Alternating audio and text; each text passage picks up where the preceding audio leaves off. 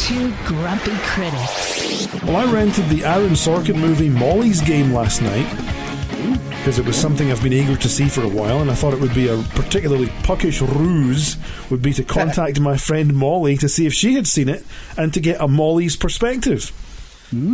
But alas, she hadn't seen it. She didn't even know what the game and the title was, so there goes that idea. Never mind. Okay. Straight from scene one, you can tell this is an Aaron Sorkin movie. Sorkin, of course, is well known for TV series such as The West Wing, Studio 60 and The Newsroom, which feature his trademark rapid-fire dialogue and walk-and-talk direction. Molly's Game is Sorkin's first movie as a director and writer, and like I said before, you can tell. Everyone in it is highly, highly intelligent. Everyone speaks in rapid monologues featuring snappy phrases and wordplay, and every other conversation takes place clattering at full speed down corridors. Not that that's a bad thing, it's just a very obvious style choice. Molly Bloom is an Olympic-level competitive skier, but when an accident on the slope knocks her out of the running, she takes on other jobs such as being a cocktail waitress in a Cuban-themed bar, and as an assistant to a ghastly real estate developer who runs an underground high-stakes poker game.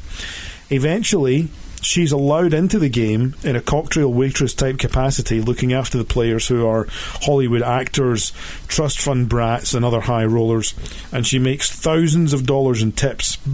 But because she's smart, she figures out she can make even more money running the games by herself, and embarks on a venture where she's the one in control. Now, at this point, I'll hold off on the spoilers in case anyone decides to see the movie based on my glowing recommendation.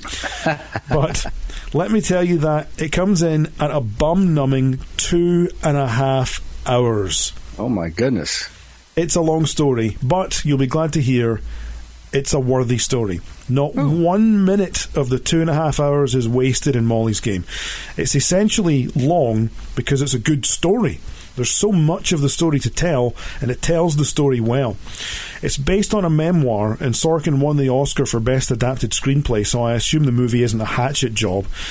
The acting is top shelf, with Jessica Chastain in particular putting in a good performance as the title character, and Idris Elba doing a thoroughly decent job as her lawyer, wearing the accent he should have had in the animated movie Zootopia.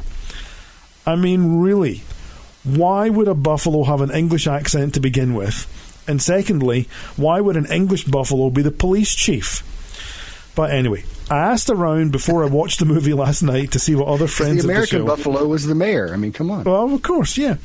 I asked around to see what other people thought of the movie before I sat and watched it, and I got a couple of good responses. Colin says, I really liked it. Stellar performance by Jessica Chastain. Malcolm says, I liked the film, but Idris Elba, bad casting. I didn't think so. I thought he did a good job. And Clumpton says, not riveting, but a good watch. So, a mixed bag there from the friends of the show on Facebook. All in all, I'm really glad I saw it. I don't need to own it. I'm not sure I need to see it again. But if it comes on telly, I may be persuaded to watch it a little bit until something else comes on. So I give it a firm 4 personalised poker chips out of 5. Did you know? Yes. That Idris Elba is also in the Thor movies. Is he now? Yes, he was in he's all the Thor movies, and he's, of course, in Thor Ragnarok again. Aha! So there's our connection this week. There you go, yeah. 2 degrees of Idris. Yes. A Radio 6 international production from the USA. Copyright 2018.